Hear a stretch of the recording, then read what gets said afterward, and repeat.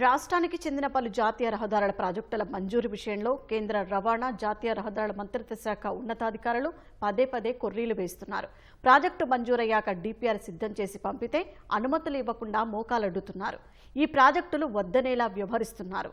Pedana Lakshmipuram highway, Dornala Srisailam హైవేల విస్తరణల విషయంలో ఈ పరిస్థితి నెలకొంది. వీటి విస్తరణకున్న ఆవశ్యకత, ట్రాఫిక్ వివరాలతో సమగ్ర నివేదికలు ఇచ్చినా ఢిల్లీలోని ఉన్నతాధికారుల తీరులో మార్పు రావడం లేదు.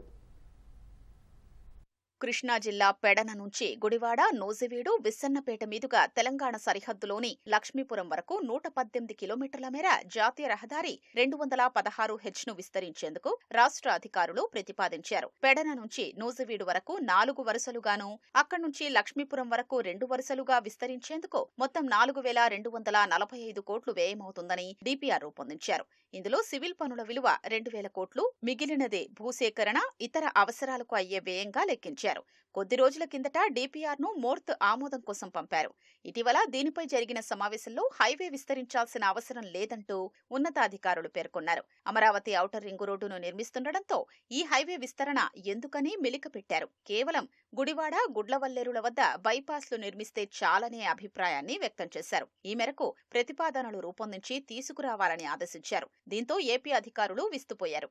ప్రముఖ పుణ్యక్షేత్రమైన శ్రీశైలానికి వెళ్లే దోర్నాల శ్రీశైలం హైవే 765ను విస్తరించనున్నారు. మొత్తం 77 కిలోమీటర్ల మేర ఈ హైవేలో ప్రస్తుతం చాలా చోట్ల 5.5 మీటర్ల నుంచి 7 మీటర్ల వెడల్పు మాత్రమే ఉంది. దీన్ని 10 మీటర్ల వెడల్పుతో విస్తరించేలా డీపీఆర్ సిద్ధం చేస్తున్నారు. ఇదంతా అటవీ ప్రాంతమే. ఇందులో పులుల సంరక్షణ ప్రాంతం కూడా ఉంది. దీంతో దాదాపు 15 నుంచి 20 కిలోమీటర్ల మేర ఎలివేటెడ్ వంతెన నిర్మించి వాహనాలు దానిపై నుంచి వెళ్లేలా ప్రణాళిక రూపొందిస్తున్నారు.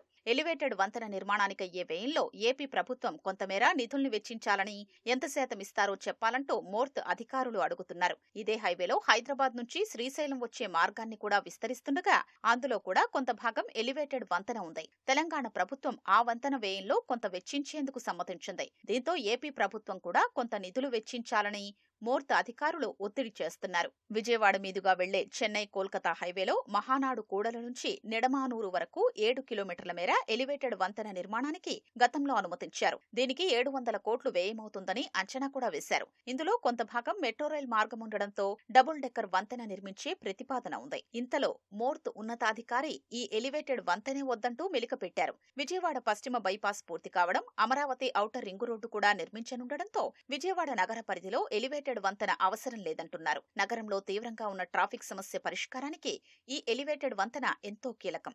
అయినా కొర్రీలు వేస్తున్నారు. ఆయా ప్రాజెక్టులపై రాష్ట్ర ఎంపీలు చొరవ చూపిస్తేనే మోర్తులో వాటికి ఆమోదం లభించే అవకాశం ఉంది. రాష్ట్రానికి చెందిన కేంద్ర మంత్రులతో ఎంపీలు కలసి వెళ్లి మోర్తు ఉన్నతాధికారులపై ఒత్తిడి తేవాలనే అభిప్రాయం వినిపిస్తోంది.